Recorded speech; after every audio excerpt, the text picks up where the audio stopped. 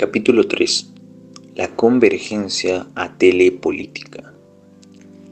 La relación entre la televisión y la política representa un fenómeno indudable en la era tecnológica. Suena incluso fascinante imaginar cómo hubiese escrito Maquiavelo si en sus tiempos hubiera existido un aparato como la televisión. ¿Qué tipo de audiencia hubiese tenido Aristóteles o los discursos de Cicerón? Tal vez solo sea una idea fantasiosa mía el creer que el buen arte se apreciaría de la misma forma. En la actualidad manda el consumo, o mejor dicho, el consumismo, la cantidad más que la calidad, lo popular antes que lo fino. En el capítulo 1 vimos la evolución de la televisión, la forma en la que logró volverse uno de los artefactos más importantes en la actualidad. En el capítulo 2 logramos ver cómo es que esta convergió a favor de grandes empresas, las élites o cualquier otro individuo ingenioso y con un buen capital que lograra encontrar las necesidades para reemplazarlas. También vimos el peligro que representa la televisión a la hora de ser condescendiente con la demagogía. Pareciera que por todo lo visto, la televisión no es sí más un enemigo acérrimo de la política. Mientras que el objetivo principal del comunicador y de la comunicación en general es dar a conocer la verdad, la de la política es saber negociar con la verdad. Capítulo 3.1. La política más lejos que nunca. Recuerden un momento el significado de televisión. Tele, lejos, y visión, ver. La razón de que este capítulo se titule Telepolítica es más importante de lo que parece. La televisión y la política se han alejado del ciudadano. Lo han dejado abandonado a las aras de sus interpretaciones subjetivas de la realidad que se transmite día a día a través de la caja mágica. La gente está en su mayoría cansada de los medios de comunicación. Es muy extraño que un almuerzo del domingo alguien haga un comentario sobre algún programa de noticias de manera buena. Lo habitual es escuchar críticas como "estos periodistas están vendidos" o "debe ser una cortina de humo". Incluso no solo contra el noticiero, de la televisión en general. Siempre puros programas basuras, no hay nada de cultura. Es muy difícil rastrear el origen exacto de este quebrantamiento entre la ciudadanía y los medios de comunicación, debido a que cada país tiene su propia historia. Tuvieron sus propios conflictos con los medios de comunicación que posiblemente no se han terminado de resolver hasta el día de hoy. El fantasma de los medios de comunicación tiranos ronda aún en los vecindarios más humildes, en los tejados más lujosos. Pero temo decirte, querido lector, que no es ningún fantasma. Es un fenómeno tan evidente como el sol que sale cada mañana. La televisión y la política se han aliado y ambos se han distanciado del ciudadano. Eso me recuerda a una cita de Umberto Eco. Hoy, no salir en televisión es un signo de elegancia. La alianza de la televisión y la política no es un fenómeno homogéneo, como con paradigmas establecidos para el bien tratar del convenio. Es más, la lucidez que ha despertado en los ambiciosos sobre la utilidad que representan los medios de comunicación a la hora de combinarla con la política. Para bien o para mal, la televisión puede colocar o quitar gobernantes. 3.11. El hombre y su puente a la realidad. Los medios de comunicación son los encargados, por medio de los comunicadores, más las herramientas digitales, de transmitir la información al ciudadano común, sobre todo los temas que se puedan discutir o conversar, desde física hasta política, desde economía hasta astronomía. El ciudadano, lo vea o no lo vea, tiene en los medios de comunicación su puente a realidades que posiblemente ignora o desconoce.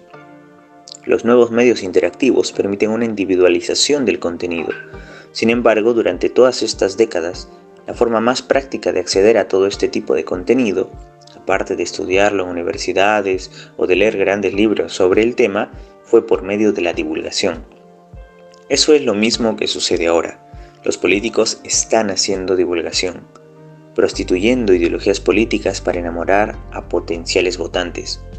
En algunos casos, debido a la inversión del Estado sobre los medios de comunicación o a causa de favoritismos ideológicos, es inevitable presenciar reportajes con claras inclinaciones ideológicas en donde todo influye, desde la música que se usa de fondo para el reportaje, la posición y los planos, los encuadres y el tono con el que se realiza el rodaje.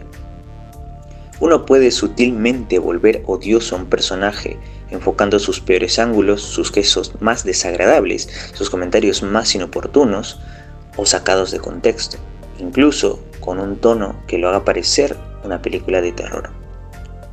Tomemos la anécdota del chicharrón, que pasó en mi país. Un acontecimiento que retrata a la perfección cómo los medios de comunicación tergiversan la situación política, alejando a las personas de la realidad electoral. Se presencia en algo que sucedió en el 2016 con un candidato a la presidencia del Perú, Alfredo Barnechea.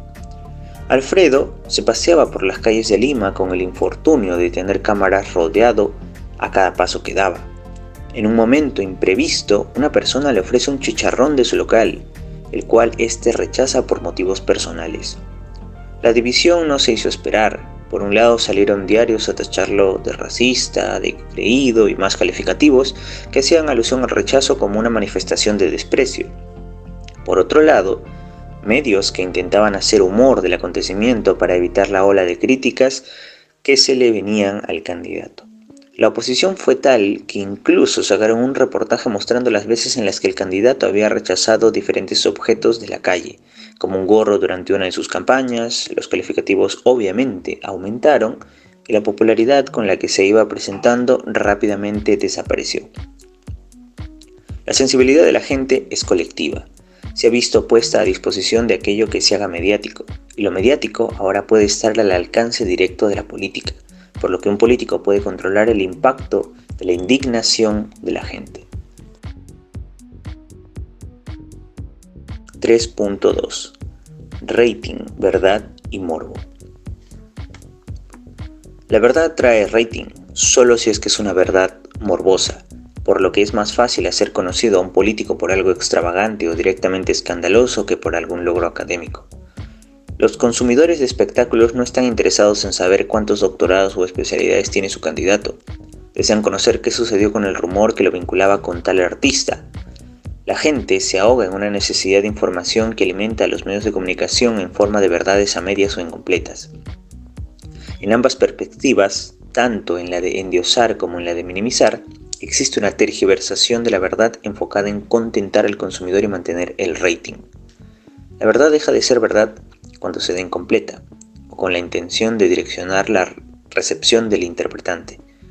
Debemos aclarar que con verdad no nos referimos a únicamente enunciados genuinos, sintéticos o analíticos, es decir, descripciones de la realidad en función a signos lingüísticos, como lo serían las tautologías o dentro de la propia retórica, sino que hablamos de verdad en el sentido de comprender la complejidad de un contexto. No es lo mismo decir un carro sufrió un choque en la avenida Girones a decir que una familia que iba en un auto sufrió un accidente de tránsito en la avenida Girones. En el primer caso se toma al auto como sujeto. Al ser un objeto material, la preocupación parece enfocarse en idear cómo terminó el auto y cómo fue la circunstancia en la que sucedió el choque. En el segundo caso, se tiene como sujeto a la familia. El enfoque de la preocupación es diferente. La noticia es más emotiva y posiblemente cause más preocupación o sensibilidad. La televisión descubrió esto hace décadas. De hecho, esto es algo que los medios de comunicación conocieron hace milenios. El Acta Diurna, conocido también como el primer periódico romano, gozaba de talentosos redactores en su época, encargados de transmitir el poderío del imperio, las noticias de astrología más frescas para la población y atacar a los opositores, de los que en ese entonces serían los populares. La televisión del siglo XXI es diferente solo en el sentido de que ya no hablan bien del imperio. Las noticias de astrología al parecer no han pasado de moda y los opositores siguen siendo atacados sin piedad. La verdad sigue siendo el juguete favorito de los poderosos y el morbo su más fiel herramienta. El contexto ha perdido importancia frente a la estética de la noticia. Es más importante que la gente se vea fascinada por lo que se da a conocer a que se vea en la disyuntiva de reflexionar lo que está sucediendo. Y si existe reflexión, no es para bien, porque ahora la reflexión es una putrefacta disyuntiva entre el producto de lo que vi en los comerciales y lo que me favorece más. La palabra rating es un anglicismo, quiere decir que procede del habla inglesa. Rate, que significa índice o tasa, y el sufijo ing, que funciona como presente progresivo o continuo. Rating, escrito en español rating, viene a ser el porcentaje o la masa de audiencia que se tiene en ese preciso momento de transmisión. Lograron detener a la humanidad, colocándole una caja frente a ellos, donde podían entretenerse. Pero esto, lejos de ser trágico, es cómico. ¿Son los hombres esclavos de la televisión o la televisión es esclava del rating? ¿Somos nosotros el rating? ¿O es nuestro actuar a la hora en la que decidimos dejar en sintonía un canal que se nos hizo interesantes? Últimamente está muy de moda eso de engordar el recibo de luz indiscriminadamente, pero este fenómeno es más complejo de lo que parece. He dividido aquí 3 puntos, con 2 en el que el rating se ha vuelto un mentiroso y una en la que sería ideal poder medirlo, y usaré un cuento clásico muy conocido para explicarlo. En el caso que los cerditos seamos nosotros, el lobo refiere a los luctuosos o lamentables resultados, y las casitas representan la fortaleza de una información obtenida por el rating. A esta altura supongo que todos conocen el cuento al que estoy haciendo referencia. El primer cerdito decide hacer su casa de paja. Se mide el rating en función a los canales más sintonizados, tal vez en un horario específico. Los problemas de esta forma de medir el rating son variados. Primero porque mucha gente a la hora de decidir qué programa sintonizará, no lo hace necesariamente por la utilidad de los programas presentes, lo hacen en algunos casos por cuestiones políticas o estéticas, por su gusto del conductor de turno, porque ese programa apoya a su político favorito, o finalmente porque es una costumbre familiar o regional el sintonizar ese canal a esa hora. Hemos visto que la primera casa no nos ha funcionado, así que nos mudamos a la del segundo cerdito, quien hizo su refugio de madera, ahora más sólido, y es el que se usa muchas veces para medir la publicidad en ciertas emisoras, como se puede ver en un ensayo hecho por Daniel Herbert Helling titulado Los puntos que no mide el rating. Daniel nos concluye: el rol adquirido por el consumidor también se vería modificado tras asimilarse a la economía de la información.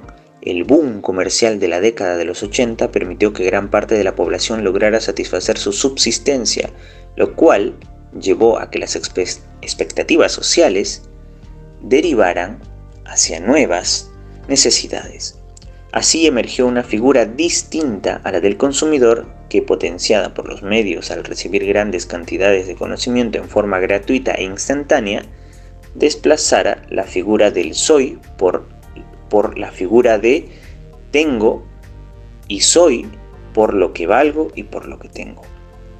Esto refleja perfectamente la naturaleza del nuevo rating, uno que se ha vuelto sin más un deseo comercial, un anhelo de ganancias económicas y ya no tanto comunicacionales. Las personas son un subproducto de la propaganda. El objetivo es vender y no tanto educar. ¿Por qué entonces estas cifras estarían mintiendo de alguna forma? La respuesta es sencilla, debido a que se cree erróneamente que estos índices están mostrando lo que quiere la gente, o lo que desea, o aquello con lo que la gente ha reaccionado mejor. La publicidad de los programas que aparecen miden su recepción en función a cuánto rating reciben, pero en realidad es cierto que aquello que muestra es el interés del público, o es toda la carga de marketing que tiene detrás lo que hace que la gente lo compre. No es con el afán de desvirtuar todo el trabajo detrás de una producción. Es con el necesario reclamo hacia una idea popular de que es la gente la que elige nuestra televisión basura, ciertamente el que está siendo manipulado y solo tiene como opción aquello que no sabe por qué le atrae. No estaría eligiendo realmente el producto que se supone el rating mide que sí está eligiendo. La televisión tiene como fin, junto con las propagandas, vender, no enseñar ni culturizar, y ese es el problema. El rating mide qué tan bien está vendiendo un producto y no qué tanto bien le está haciendo el producto a la sociedad. Tampoco qué tanto bien le está haciendo el programa respectivo a las personas. Si la sintonización es positiva o negativa, o si es prudente siquiera, muchas veces los programas para adultos se limitan a dejar un mensaje de mira este programa en compañía de un adulto. Y aunque sí es cierto que existen programas que buscan culturizar, se rigen por la misma medida anterior mencionada. ¿Cuánta gente me está viendo? Es la pregunta que se hacen por lo menos me atrevo a decir que todos los canales de televisión. Y si no me vuelven un producto comercial, pues realmente es probable que me saquen del aire. Pero la razón de que esta tercera casa no sucumba ante el lobo feroz, es decir, que la fortaleza de la información obtenida de buenos resultados y que nosotros nos veamos protegidos, se debe a que ahora existimos como prosumidores. Definición de prosumidor. Alvin Toffler, un sociólogo futurista experto en analizar los impactos de la digitalización, definiría al prosumidor como aquella persona que consume y a la vez produce información. En su libro, La tercera ola, demostraría que la digitalización avanzaría tanto que las personas que consumen producirían a su vez bienes y hasta servicios, como cuando reaccionas positivamente a cierta publicidad en línea, le haces saber a los que elaboraron dicha propaganda que hicieron bien su trabajo.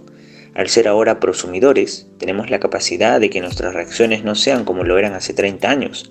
Ahora podemos interactuar y dar respuesta de lo que opinamos, pensamos y hasta creemos que merecemos ver en la televisión.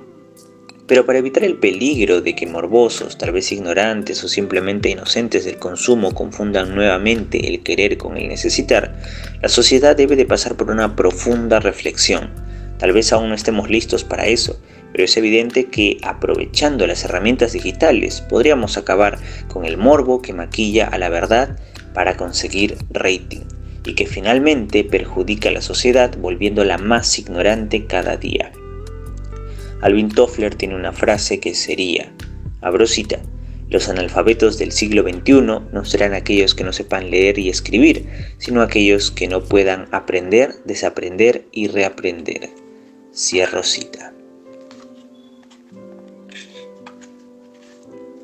Los buenos políticos desearán la democratización del conocimiento, aplacarán cualquier sistema que reprime el conocimiento, no de forma violenta. Claro que todos tienen derecho a ver lo que les guste y todos tienen derecho a crear lo que prefieran. Pero ojo, que el todo correcto no es el todo absoluto, sino el todo permisible. Cuando se dice que uno puede hacer de todo, se limita tanto al sentido figurado como al sentido moral, porque cuando se dice, no se hace referencia a que puedas volar hasta la luna, o que puedas ir a robarle lo que quieras a quien quieras. Y yo personalmente no veo permisible la estupidización de las personas. 3.1. Los debates políticos. Los debates políticos se han vuelto en muchos países un show de habladores en el que la demagogía está como arma predilecta. Es una hípica donde ya las apuestas no son al caballo más veloz, sino al político más hablador. Muchas veces incluso se dejan los debates de ideas y se pasan a los ataques personales, los calificativos y las injurias con tal de quedar como el que menos errores tiene. La televisión se presenta para eso y curiosamente son estas actividades las que gozan de mayor rating, luego de acontecimientos como el Mundial de Fútbol. Surge entonces la siguiente pregunta: ¿cuál es el objetivo de un debate político? Primero me encargaré de hacer una distinción importante entre debates políticos y debates electorales. Todo debate electoral es un debate político, o debería serlo, pero no todo debate político es un debate electoral. La razón de que deba serlo es porque, como mencioné, muchas veces los debates electorales pierden el carácter fundamental de esgrimir propuestas o de marcar posiciones políticas. No se centran en demostrar la fortaleza de una postura, es más, parece que los candidatos presidenciales tienen cada vez más miedo de denominarse con una posición política y optan por atacar los defectos de la contraria. En este sentido, los debates electorales se han vuelto también, como los demás debates políticos, un concurso de popularidad y acusaciones a dedo suelto. Un debate político es aquel en el cual dos o más debatientes están dispuestos a poner en tela de juicio sus visiones y propuestas políticas. Para esto claramente deben de conocer sus propuestas, de lo contrario será un debate apolítico, o en el peor de los casos, pseudopolítico. Es fundamental conocer aquello que defiendes y la razón de que lo defiendas. Para esto es crucial desmitificar los bulos alrededor de las posturas políticas y a su vez escudriñar en lo más hondo de estas mismas, para conocer su lado más oscuro. Un buen comunicador o amante del conocimiento debe de tomar esto con suma seriedad. Así, no solo evitará ser engañado, sino que evitará engañar a otros de manera directa o indirecta. Sin embargo, a la luz de lo dicho, cabe recalcar algo. Los argumentos ad hominem, usualmente mal interpretados debido a que personas desconocen su correcto uso, por eso debo hacer una aclaración pertinente sobre su uso, pero primero explicaremos que un ad hominem es una falacia lógica. Estos son errores en el razonamiento y se dividen en tipos formales e informales. ¿Cómo lo definiría Allen? Allen nos da una buena síntesis del carácter de esta falacia lógica. Un ataque personal se comete cuando una persona sustituye las pruebas en contra de un argumento por comentarios abusivos para atacar a la otra persona. El problema aquí es que muchas veces se olvidan la parte final de la definición de Allen, contra un argumento. Aquí dos ejemplos para entender la diferencia. Si yo digo, eres una vergüenza humana, eres el más tonto de los mortales, prostituto de la moral corrompida, mereces podrirte en la cárcel por tus crímenes. Debería de darte vergüenza siquiera dar la cara. O si digo, te hace falta conocimiento sobre la materia, tienes un pensamiento retrógrada y encima eres muy joven para este cargo. Ninguna de tus posturas es viable por esta razón. ¿Cuál consideras que sería un argumento ad hominem? Si elegiste la A, déjame decirte que has caído en la trampa del mal uso de la falacia. La B es la correcta, a razón de que se está buscando invalidar un argumento por medio del ataque personal. La opción A cae en solo utilizar ataques personales, ofensas e injurias, pero no se enfoca en contradecir un argumento resaltando las características que se consideran negativas del contrincante. Yo clasificaría al ad hominem como el juguete preferido de los políticos mediocres, pero en un sentido un tanto más específico. Un político no se vuelve mediocre por decirle sus verdades a otro, ni un candidato se vuelve mediocre por insultar con justificación a su contrincante. Lo que los vuelve mediocres es la incapacidad de ofrecer propuestas viables y centrarse únicamente en ataques personales buscando invalidar las propuestas de su contertulio por medio de insultos o acusaciones. Generalmente defender una postura política requiere de conocer de esta misma de forma muy profunda, desde sus orígenes, representantes y variables. Esto es algo que un comunicador debería de conocer muy bien, en especial si busca dedicarse al periodismo, y fundamentalmente si busca dedicarse al periodismo científico o divulgativo. Un dato interesante es que el ejemplo A que utilicé fue un discurso real de gran importancia histórica. Es un fragmento de las Filípicas ciceronianas. Este discurso llevó a la condena al gran Cicerón y al exilio de aquel a quien iban dirigidas, Marco Antonio. Un debate electoral. Los debates electorales se dan exclusivamente durante el proceso electoral. Tomando el ejemplo de Cicerón, podemos decir que hay ciertas cosas que deberían evitarse, pero que muchas veces suelen ser producto de la misma naturaleza humana. Perelman, gran representante de la retórica y la lógica del siglo XX, planteó la visión extrema de este hecho, afirmando que toda argumentación tiene una valoración personal y por ende hechos que rechaza por esta misma valoración personal, afirmando que, en cierto sentido, toda argumentación sería un ad hominem. Existiendo debido a la retórica, niveles del discurso, por la propia epistemología, niveles de evidencia y por la ciencia de la información, la cual todo comunicador debe de manejar indispensablemente bien, discursos más o menos creíbles que otros. Por lo que los debates políticos, que se comentan por naturaleza en cuestiones, requieren propuestas que partan de conocimiento real tanto de la teoría como de la práctica. Entiendo práctica como el reconocimiento de la realidad a la que se hace mención. A su vez, esta debe de ser capaz de someterse al escrutinio y al análisis profesional, y no tan profesional. Como ya mencionamos, evitar caer en ataques personales que no estén sustentados, aunque estos se justifiquen más en un debate electoral en el cual se busca elegir representantes, debido a que las críticas personales y los juicios de valor son fundamentales para conocer la otra cara del candidato en cuestión. La influencia de la televisión en debates políticos. El título del capítulo 3 no es solo un bonito juego de palabras, representa una realidad para muchos triste y para otros colérica.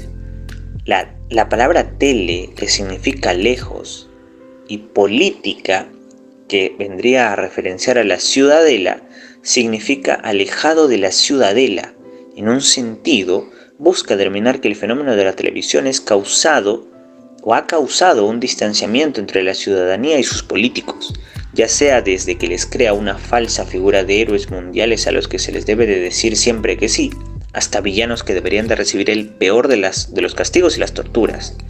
La demagogia, que depende de los medios de comunicación, y el populismo, que depende de los gobernantes, crean una falsa realidad que enardece el odio o la aceptación hacia ciertos políticos, ya sea desde los documentales con la intención de enaltecer más que enclarecer, hasta reportajes con toda la intención contraria. En 1960, en Chicago, en los Estados Unidos, se llevó a cabo el primer debate electoral televisado entre el republicano Richard Nixon y el demócrata John F. Kennedy, en el que, pese al desenvolvimiento de Nixon, Kennedy se llevaría la victoria que posteriormente le jugaría a favor en las elecciones. Pero este fenómeno es analizado no por las propuestas que se hicieron sobre la mesa. La causa de la mención de este debate, aparte de ser de los primeros en ser televisados y también uno de los más populares, fue por la mala decisión que tomó Nixon antes del debate. Eligió vestir de blanco, decidió no maquillarse y subestimar a su contrincante. Rápidamente podríamos decir, viendo el debate, el cual puedes encontrar en internet sin ningún problema, que Nixon lucía con el aspecto menos favorable y por ende era el menos favorito. Y Kennedy, de forma contraria, tenía el porte de ser el protagonista. Muchos analistas afirman que eso jugó en contra del republicano. Hoy sabemos que las apariencias son peligrosas, que detrás de cada máscara sonriente se puede esconder una mirada de odio y desprecio, y de forma contraria que, aunque se luzcan espinas por dentro, la fruta puede ser sumamente dulce. Lo que muchos no conocen es que las apariencias van más allá de lo que solo las expresiones faciales demuestran. Estas se construyen bajo el reflector roto de las promesas vacías, donde solo escuchamos la voz del que habla más bonito o más feo, dependiendo del caso. Ya descubrimos cómo la televisión como fenómeno y el televisor como artefacto se adaptaron a la vida política, cómo el rating ha vuelto de muchos políticos personajes mediáticos del montón, y es por esta razón que el título de este capítulo es La convergencia a telepolítica, porque ahora la política está más lejos que nunca, aunque la escuchemos y veamos en nuestras salas.